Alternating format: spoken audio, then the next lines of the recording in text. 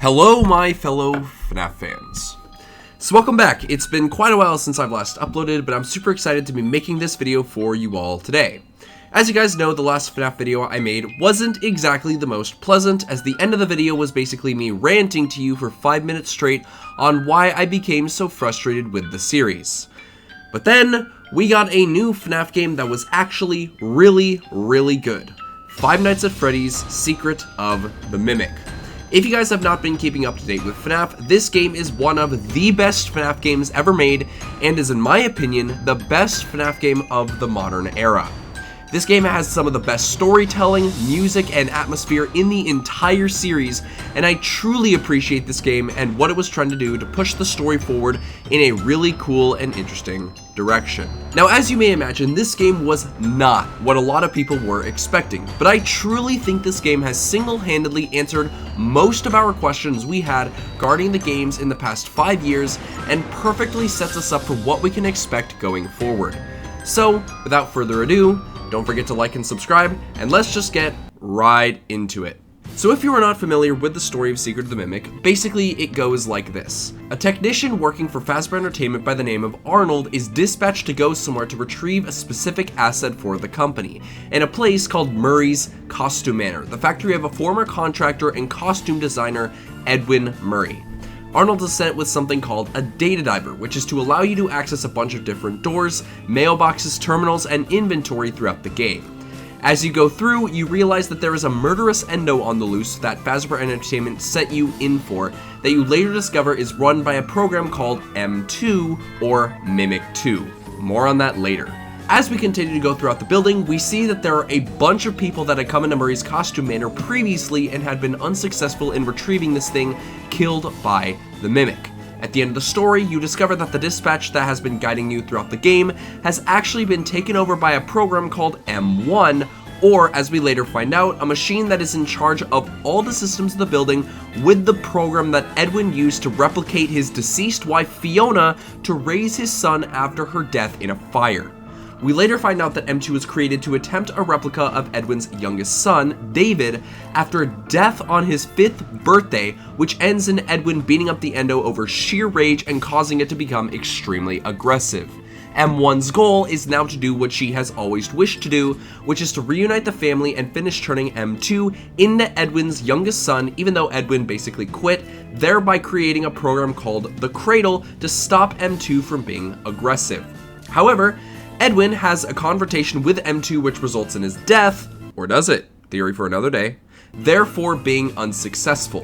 When Arnold discovers this, he secretly uses the Cradle, however it doesn't work since the building is so unstable, and M2 continues to chase him as the building crumbles. As you leave, you see all of the proto-mimic bodies that Edwin tried to create for his son to chase you. He successfully escapes, but all of the proto-mimics chase you as you drive away, your car flips, and the mimic takes your data diver after your car crashes, leaving you to die. So, what does this game tell us? Well, I'll start by saying that I think it is pretty much out of the question what happens after the fire ending. Everything that you can infer about what happens after the mimic leaves with the data diver is pretty simple. Quick side note, there's also another ending of this game that makes things even simpler, but we're not gonna go there. After the Mimic leaves with the data diver, another team from Fazbear Entertainment, or possibly William and Henry themselves, end up going back to Murray's Costume Manor to retrieve the M1 machine, or F10 and 4 from the rubble, as we see in Help 1 and 2. They would then end up finding the Mimic, neutralizing him, and taking the assets back to Fredbear's Family Diner and storing them in an underground facility. The M1 program would then be used to store the Mimic in an area we see underground, as well as a couple of other things seized from Murray's Costume Manor that survived the fire, hence why we see the bird and the elephant. It's also very likely, and very possible, that the parts of the current Mimic endo are because so many parts were lost when the Mimic was being caught. This thing is essentially immortal, as it literally fell into molten lava twice in the events of Secret of the Mimic. The only way to possibly stop it is by specifically removing certain limbs so it isn't as mobile, therefore being much easier to deactivate. Now, this already explains so much of what is going on. First of all, it answers the initial security nodes that we see on the ground in Ruin. These are not broken security nodes from Gregory and whoever else came with him. Those are security nodes broken by Fazbear Entertainment finding and retrieving assets to scan them into Help Wanted. Clearly, what happens is that the door was unsealed, so Fazbear Entertainment would take the program, scan it into Help Wanted, and bring it back by an unknown force. The drawers have been emptied out. Someone was here. I don't think it was spring cleaning either. No, there was plastic on the floor. Someone was definitely here during the night. Who is the character? Speculation for another theory, but clearly it's someone who has taken the M2 program and brought it back to the Mimic Endo, who is unsealed low beneath the sinkhole under FNAF 6. This essentially confirms that the FFPS location is Fredbear's, as this building clearly isn't the original Freddy's location, and it's somewhere in which, at the time, is a place that William and Henry were operating under Fazbear Entertainment.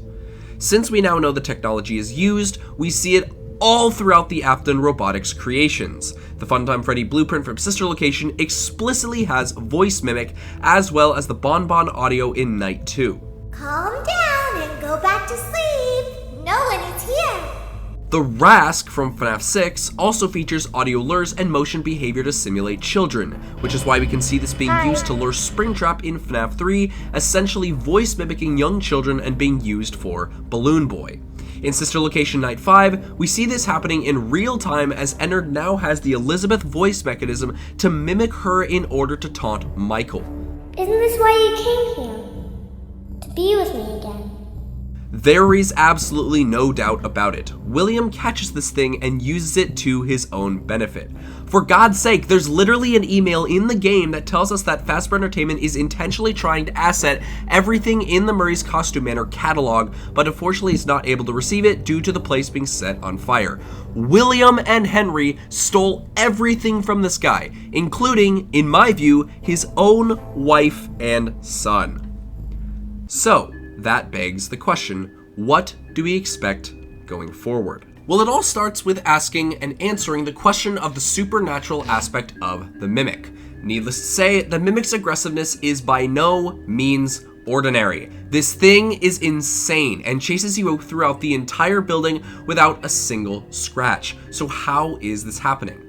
Well, for starters, we know that the Mimic isn't really mimicking Edwin's aggressiveness itself, rather the agony that Edwin manifested. The Mimic is mimicking agony itself as Edwin beat and poured over his emotion into this endo as he realized he was living in a complete delusion.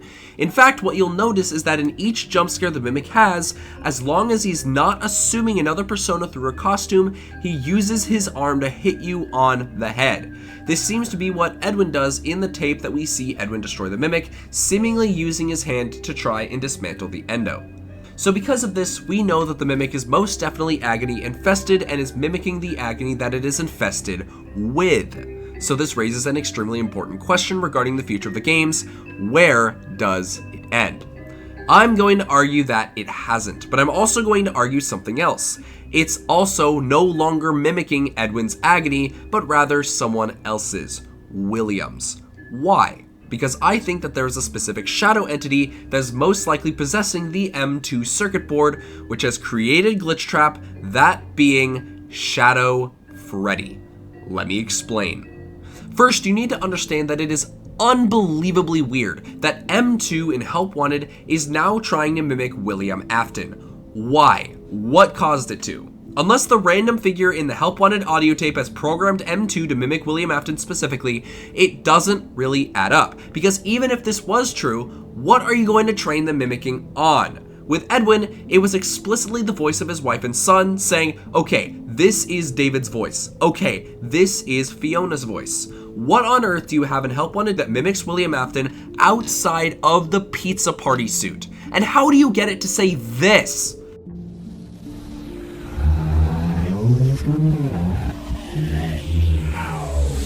The simplest answer is this. There is a shadow entity that is possessing the circuit board, hence why it takes hold of itself when it's scanned into Help Wanted. It was just junk.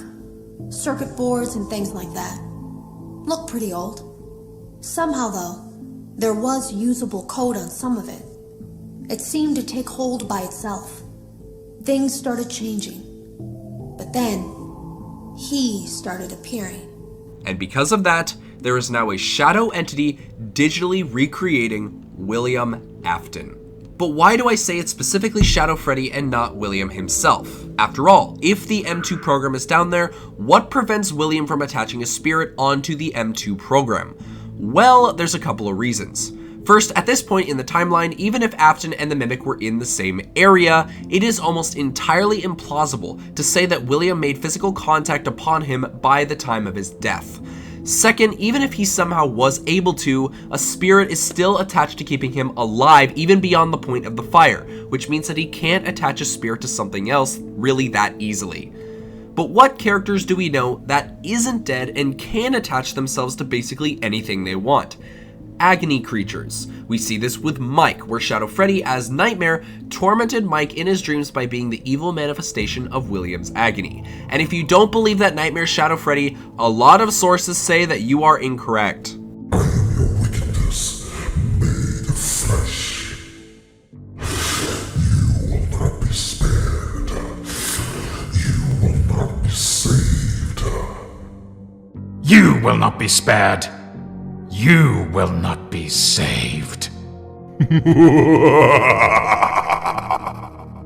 And if you don't think that Nightmare is inside Mike's dreams, you are also incorrect thanks to the logbook. FNAF 4 gameplay is Mike's dreams. But why is Shadow Freddy here being randomly such a super relevant character? Well, while I'm aware that the character encyclopedia is not the most reliable source, why on earth do they have this description in there? Why is it hinting at Shadow Freddy being relevant in the future? Well, I think it was being prophetic. I do think that Shadow Freddy is still relevant in the current story. Why? Let me explain. If you are unfamiliar with the origin of Shadow Freddy, there is a lot of debate surrounding it, but for the sake of time, I will address what I believe about his origin. I believe that Shadow Freddy is William's wickedness in the MCI, culminating in the death of Cassidy. The reason I believe this is because Shadow Freddy seems to clearly be a reflection of Fredbear in general. This is obvious everywhere. At the beginning of FNAF 6, there's a minigame that shows Fredbear giving pizza, which ends up getting completely messed up by Shadow Freddy appearing. There's also Nightmare, who is clearly the inverse of Nightmare Fredbear, explicitly showing us his origin. And of course, Shadow Freddy's model is based on Golden Freddy's model, which of course we know is Fredbear due to the D coin in Ultimate Custom Night. The fact that Shadow Freddy is a reflection of Fredbear is the reason as to why so many people affirm Shadow Victim, even though I don't. The reason, however, as to why I believe that Shadow Freddy's origins belongs in the death of Cassidy specifically, is because he reflects Golden Freddy specifically, not Fredbear. There is no ear here. Cassidy's murder is also no normal murder, as Golden Freddy's state is utterly confusing throughout the rest of the series, where she is able to freely wander as a ghost with the suit on itself whenever she wants, completely different from the wandering spirits of the other four, who can only leave the suit as a spirit during the daytime. So I propose this. Shadow Freddy ends up possessing the M2 program after it is retrieved and scanned into Help Wanted, which then creates Glitchtrap, only for it to later be destroyed by reversing the release of Glitchtrap and Help Wanted by obtaining the 6 memory plushies. Now, as we know with Eleanor and Frights, the only way for you to weaken and destroy an Agony creature is for you to reverse the memories and or trap them inside of one. We see this with Larson as he continues to go through each horrifying memory of Eleanor's deaths, which has made her stronger and stronger, and reverses each one, weakening her and eventually trapping her inside her worst memory and ultimately neutralizing her, who we know to be the memory of Renelle. So therefore, Glitchtrap, now being dead in both Princess Quest 3 and ultimately dead in Princess Quest 4, means that Glitchtrap, as well as the Shadow Entity, is permanently dead. Yay! But wait, hold on a second. In order for a Shadow Entity to be destroyed, as I just mentioned, you must reverse the memories. But what was the origin of Shadow Freddy's existence beforehand? The murder of Cassidy, and the way that is reversed is by the memories of each kid's death being reversed in Happiest Day, assuming that Cassidy is the cake receiver. But if Shadow Freddy is still around, what does this imply? That's right, Cassidy is still alive. And if Cassidy is still alive, that would thereby confirm that either the bite victim is the receiver of Happiest Day, or that Happiest Day simply has not happened yet, which actually does align with what we see in Ruin, where 5 balloons are seen behind Gregory and Vanessa in the good ending of the game, meaning it's a false reality, as this is a Vanny network vision. So then, what does this mean? Why is Cassidy still alive? Well, as we know in Ultimate Custom Night, if Cassidy is still alive, that means Afton is still alive, yes, as Burntrap. And I know this is going to get a lot of people frustrated, but allow me to be an Afton returning apologist for a little bit, because I promise it makes sense and it opens the door for an absolutely fantastic ending to the series. Let me make something very clear. For years, I have found it absolutely ridiculous that William Afton, who just survived a fire in FNAF 3, in the very same year gets trapped in a FNAF 6 building and ends up dying to the very thing he just survived. I always thought this made no sense, even when I was way younger and saw the FNAF 6 fire for the first time. Sure, he may have been trapped, but he was also trapped in FNAF 3, as we saw in the Sister Location Custom Night ending. And as time went along, it seemed to be clear that Afton's statement, "I always come back," really did ring true. In the Frights epilogues, William came back as the Afton amalgamation because he ended up surviving the fire since Andrew was keeping him alive. Afton survived canonically and came back after the FNAF 6 fire in a piece of existing FNAF media thanks to the spirit that was tormenting him. So imagine my distaste when they tease Afton's very clear return and amalgamation in Security Breach in an ending with the file name True Ending, and the only ending that isn't a comic, only for them to basically sideline it for a completely new villain. It made no sense. I thought that this was Five Nights at Freddy's, the story of a murderer who we struggled to defeat, not the story of an aggressive AI. And I still think it makes no sense, especially with the current FNAF media we have. Why does it say that William Afton makes an appearance in Security Breach? Where on earth did he appear? And right next to Burntrap is a page of the Tangle, titled An Animatronic Amalgamation, which outright hints that everyone in FNAF 6 ended up inside of this thing. The FNAF Security Breach files outright say that Burntrap is William Afton, so it's not that hard to imagine that the ending of Security Breach that, by the Tangle taking him, they merge into one, creating the Afton amalgamation. That's what a lot of people thought would happen in Ruin when we first saw mixes. So just to add this up, Cassidy is still alive, the Tangle is hinted to have everyone from the FNAF 6 fire inside of it, the Tangle is confirmed to be canon due to the beginning of Ruin, and tons of existing media suggest Afton is not dead. So where am I going with this? Well, the one huge rebuttal many would give that Afton is dead and isn't returning is based off of one of the endings in Help Wanted 2, which shows Glitchtrap coming out of a charging pod, hinting at this being Burntrap's pod and Glitchtrap being Burntrap. And considering Glitchtrap is now confirmed dead by one of the Steel Wool devs, this seems to be the end of this idea, right? Well, not quite. There is one thing I want to point out that I have seen very few people comment on, but it is absolutely damning. In the comic panel of the Burntrap ending, what we end up seeing is this. The Tangle has purple eyes. Tangle has purple eyes? Excuse me?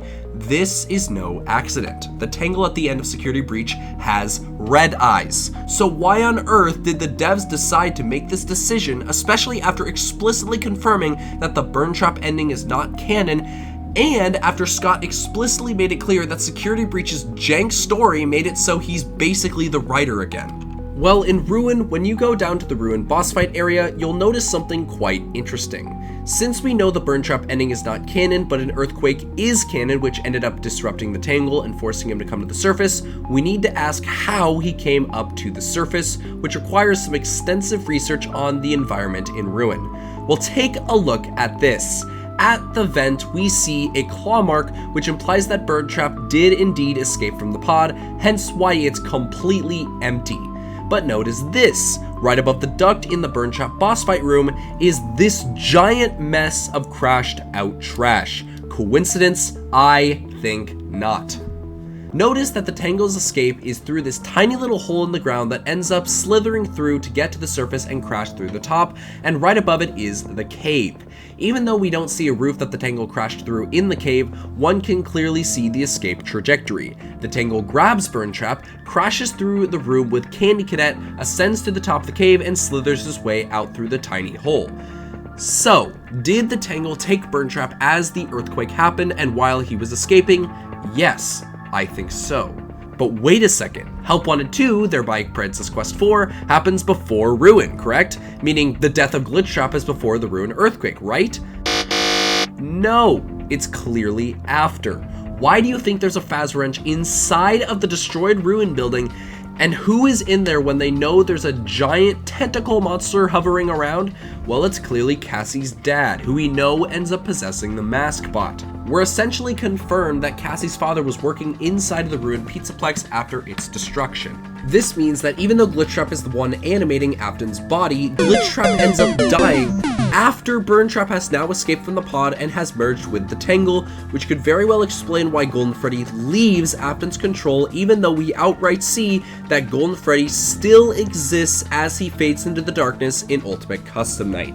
Yes, I propose this. The Afton amalgamation will, indeed, be the final thing we fight in the series. But this isn't just the Afton amalgamation. This is the Afton amalgamation with all of the previous characters gathered in one place, with the final remaining piece of Shadow Freddy empowering Afton in the Tangle, just like Eleanor did in Frights. You gathered them all together in one place, just like he asked you to. All of those little souls in one place, just for us. A gift. Now we can do what we were created to do, and be complete. So now we ask what this means for the final game of the series, and what is it? Well, I think the teaser was right at the end of Ruin. Who is Gregory's friend? Is it Vanessa? If so, how would she have access to all security maps underneath the building? Is it Edwin? Even if he survived, Edwin was in his mid-20s in Secret of the Mimic, which would put him in the whopping 80s in Ruin. I find it extremely unconvincing that this fossil would be able to do anything in a future game. So what do I think is the final game? Well, before I explain what I think it is, we have to clarify what ending is the canon ending in Ruin. Each ending has its own evidence for each, but as of now, I'm going to explain why I think that the Scooper ending, where the Mimic ends up getting nabbed and destroyed, is indeed the canon ending. But before I do that, I'm going to give the case for the elevator ending being canon and explain why I don't think that it is. The first huge point is knowing that the Mimic can survive a giant-ass fall down an elevator shaft, which would explain the threat level that Cassie has if there was basically a Ruin Part 2 where Cassie tries to escape the underground. The ending credits seem to confirm this, as the Mimic says Cassie in the Roxy persona. The other point is that immediately killing off the Mimic right after his introduction seems silly and may make no sense, which is what the Scooper ending does. But really, this is the only evidence that there is, and I don't find it very compelling. First of all, the Mimic in Ruin is significantly different in its model than what he once was in Secret of the Mimic, with a bunch of completely different parts to the Endo that make him significantly less mobile. Each part seems put together haphazardly, which means it's way less likely for this Endo to survive falling down a giant elevator shaft and really be mobile. But even if he did, it doesn't really mean that there's anywhere the story can go. Cassie is most definitely dead after this ending. If Arnold cannot survive an elevator crash in Secret of the Mimic, how could Cassie? Either way, one of the characters ends up dying and you need to pick. As for the Scooper ending, I think there is a lot more going on for this ending being canon, mostly in the idea that Mimic is wearing a Gregory costume. As we know from Secret of the Mimic ends up mimicking whatever persona it ends up taking on, as we see with Nurse Dolly. Sons of Furnace. But in the elevator ending in Ruin, the Mimic has nothing on and it is still mimicking Gregory, which does not make any sense. Second, the Scooper ending doesn't really have a place anywhere in the lore if it isn't the canon ending. There is a clear reason as to why Scott wanted us to see this room, and if the elevator ending isn't canon, what does this offer? I would argue pretty much nothing. The scooper has a really important design. Unlike the previous scooper, which is a remnant injector, this scooper seems to be a remnant or energy extractor, hence neutralizing the mimic after it chased us. And finally, let's just state this loud and clear.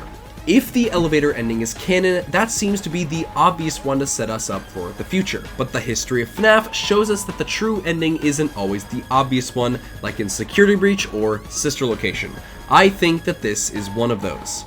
But that doesn't mean the mimic is no longer relevant. Remember, keep in mind that this is only one mimic. As Secret of the Mimic shows us, there was a ton under control of M2, as we see with the proto-mimics that Edwin tried to create David's body with. With William, I can't see how this would be any different, which leads me into what I think the final game of the series will be.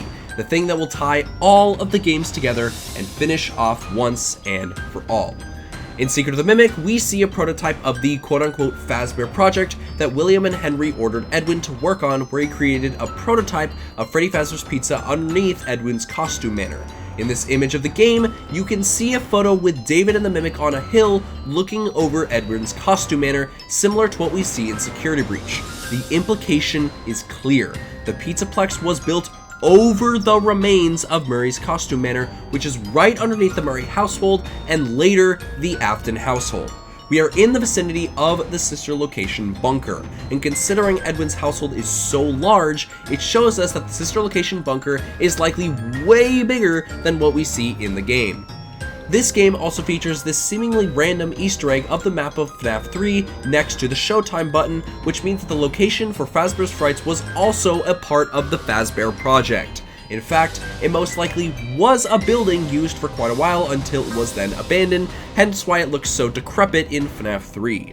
And finally, since we know that Murray's costume manor is also in the same geographical location as the Pizzaplex, it now confirms that FNAF 6 is also interconnected with Sister Location, as we can see in Ruin.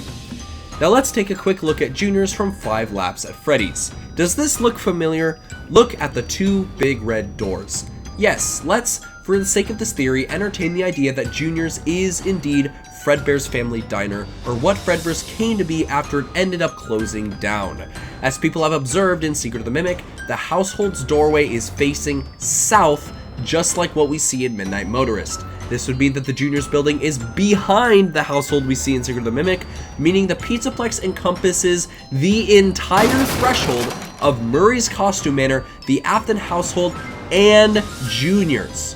So where does this get us? We now have the contains of FNAF 1, 3, 4, 5, and 6 all in a single location underneath the Pizzaplex, which means for the final game in the series, it would be discovering the secrets of everything regarding each individual location and project throughout the entire span of FNAF, with the exception of potentially FNAF 2.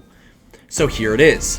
What if the final game of the series is Gregory's friend, Vanessa, and Gregory, more on that later, going down and retrieving Cassie from underneath the building? The entire game would essentially be them going from location to location, uncovering all of the secrets of what Afton has been doing with the M2 program.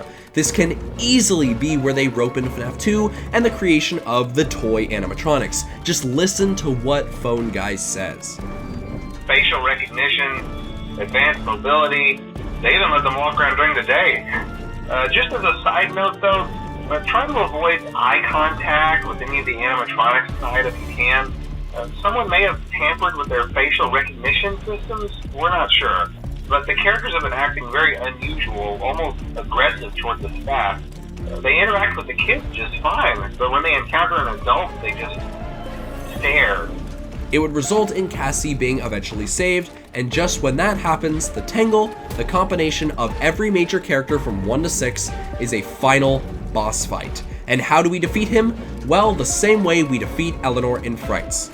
Look at the blob. Does this thing look like it's not infected with Agony? Assuming that Cassidy is indeed still alive along with the other spirits in the amalgamation, how do we destroy it? The same way Larson did in Frights, by reversing each memory, possibly with some M2 technology, weakening the blob and ultimately killing them all off. And who else better to be the player of this than none other than Michael Afton? I don't need to go into all the evidence for why Michael could have survived, but if you listen to Henry's final message in FNAF 6, he explicitly says this. Although there was a way out planned for you, I have a feeling that's not what you want. I have a feeling that you are right where you want to be. There is a way Michael could have gotten out. Nothing prevents Michael from escaping the FNAF 6 fire and being the only one to survive. This is why he is with Gregory and Vanessa. He is actively trying to continue reversing the effects of his father's legacy even to this day, and this would carry over into the final game of the series, defeating Afton, his father, once and for all.